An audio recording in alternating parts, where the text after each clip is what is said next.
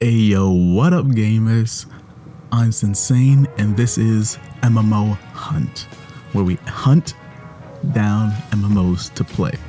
Now right off the bat, don't you dare skip! You stop right here, hold up, I'm gonna tell you everything you need to know in this video right off the bat. That's how this is gonna go. Right at the start, I'm gonna tell you my initial thoughts, my final thoughts, everything I learned while playing the game, the pros and the cons, and if I think you should play this game. In the second video, I'm going to play the first 5 minutes of me playing this game on the first day. Then I'll give you 5 minutes of me playing a dungeon or some sort of game event, and then I will play the last 5 minutes of me playing the game on the first day. And that's the video. Don't forget to like and subscribe and enjoy the video. Thanks. So behind you, you will see, well I guess not behind you, right in your face, I'm on the Steam Power page for this game called WorldSeed. This is a browser-based MMO, sort of like a visual MUD.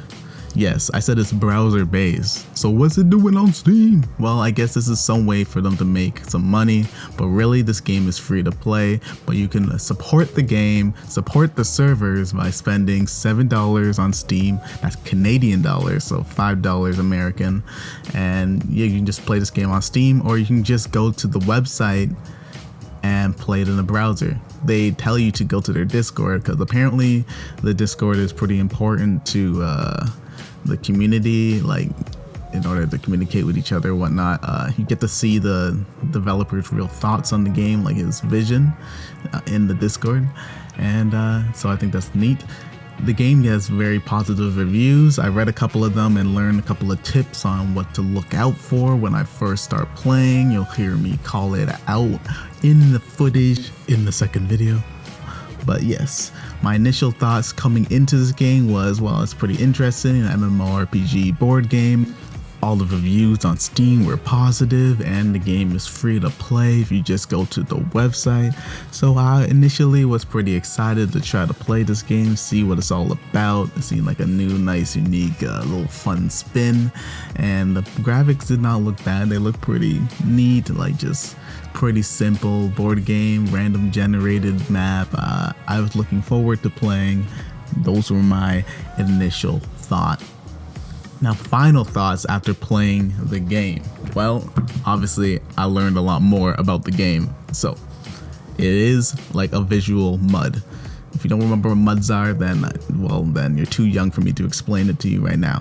It's an MMORPG board game, that's what they call themselves, and it breaks down MMOs to their core principles. That's grinding, crafting, leveling, progression. That's it. That's the whole entire game.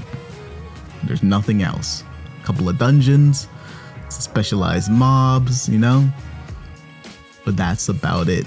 The bare bones of MMO. Simple. There's no auto-scaling mods, so you can be tactical and improve and see and feel your progress.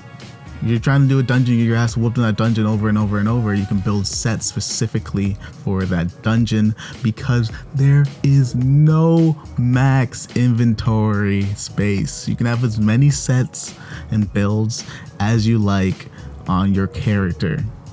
And death doesn't really matter in this game, except you drop everything when you die. Your character is dead, it's over, but you can start right over.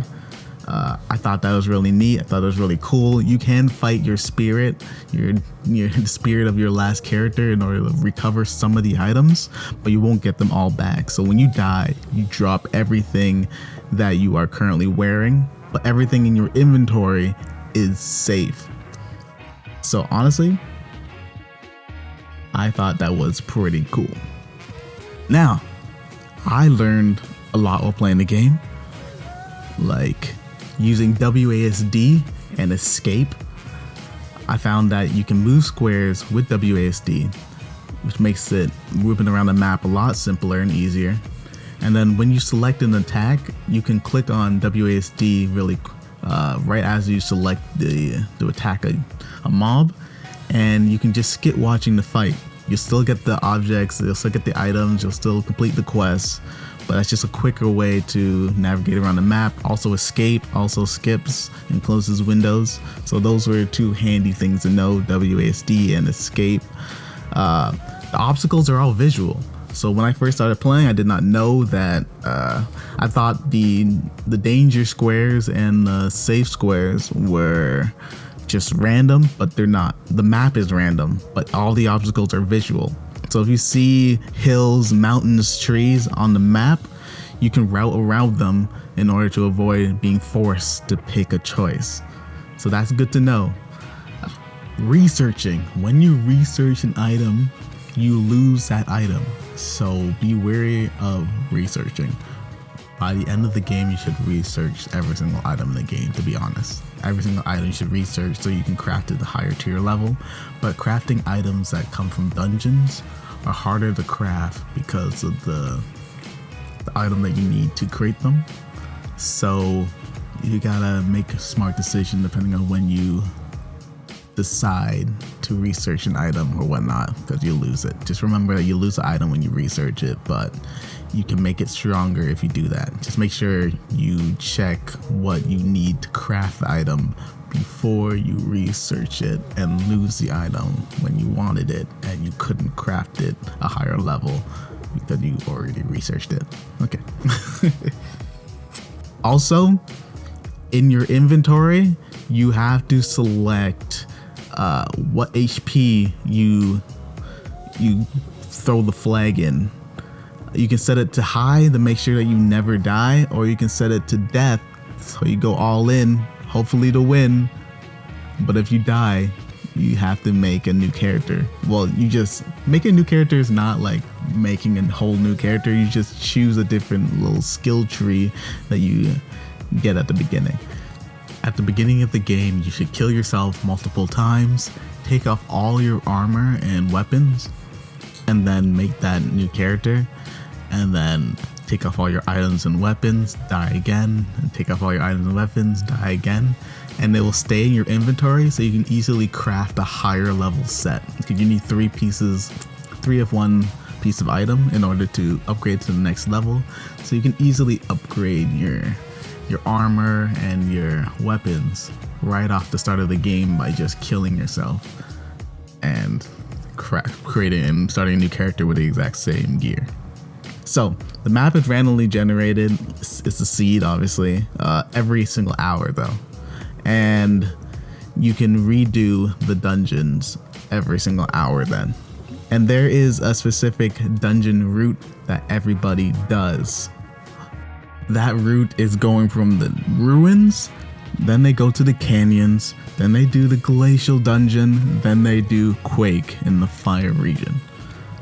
That's the order that they do it. The tile numbers are starting from U26 to Y5 to D24 and then to J12. AKA from the ruins you go down and then down then east, I believe, and then canyon, whatever. You'll figure it out in the game. You'll figure it out when you play. I just told you, you can see the coordinates on the map. There's only 28 squares in the entire map. So 28 up, 28 to the right, and then it resets. So that is the whole map. 4 different regions, 4 cities.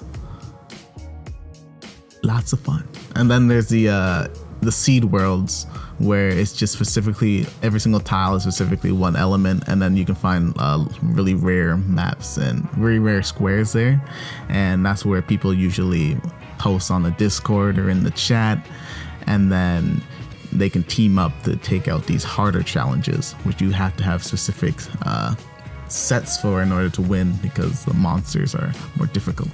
Now, on the seed maps, every time it resets, it will reset harder for you if you are wearing higher level armor. So the level of enemies around you depends on what level you are, and you level up by having an average set level.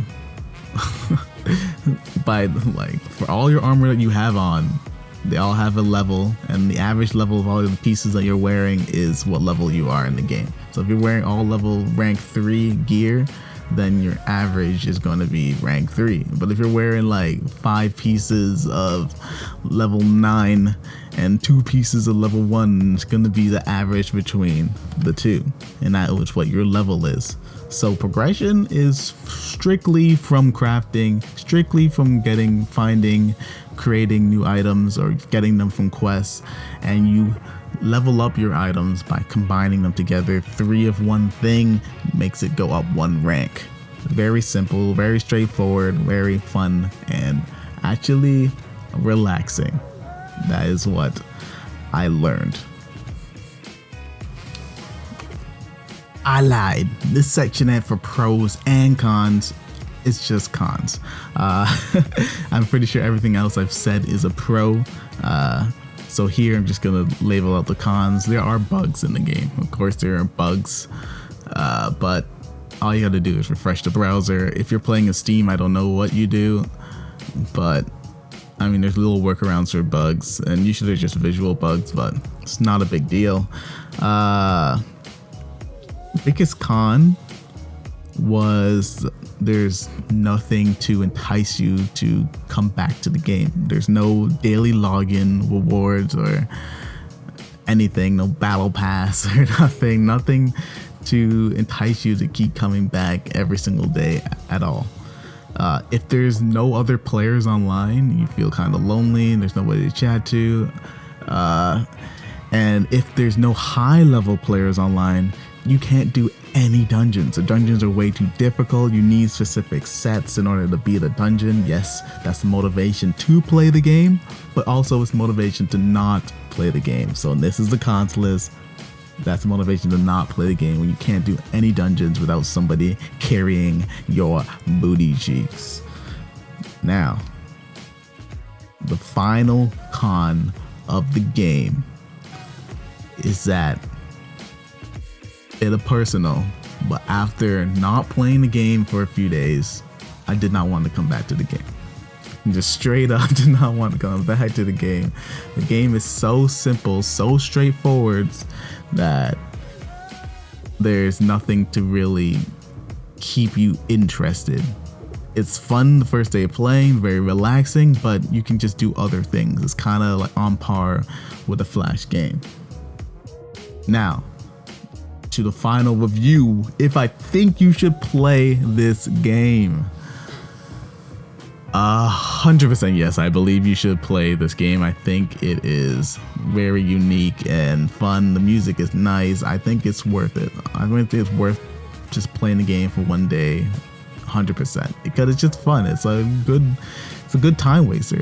Honestly, you can get addicted on that first day of playing, and maybe you'll come back for a whole week, after a whole month. I feel like it's harder to keep you interested into the game because there's just not much else to do. But when you get like your first build, first set that you crafted in your head and you're playing it, it's a lot of fun. You come up with like every single item, like the builds seem to be pretty balanced and they all seem to be pretty unique, and there seems to be no like meta set or anything. So everybody's just doing whatever they want. They're making whatever builds they want, and that's it. That's the whole game, and that's all you really need. It's enjoyable. It's worth playing. It's really relaxing. Just WASD. Then just go through the map, click, whatever, and watching the video and listening to a podcast. It's simple. It's fun. It's worth playing. The chatting in the chat was a lot of fun, especially when the higher level guys started helping me out. That was a lot of fun, but I mean, they're not always online. So I feel like this game would be a lot better if it had a bigger community. So it's definitely worth playing the game, worth giving it a shot, 100%. Now, that is everything you need to know. I'm gonna leave you now. This is Future Sinsane signing out. Like, comment, subscribe. See you later, gamers, in the next one.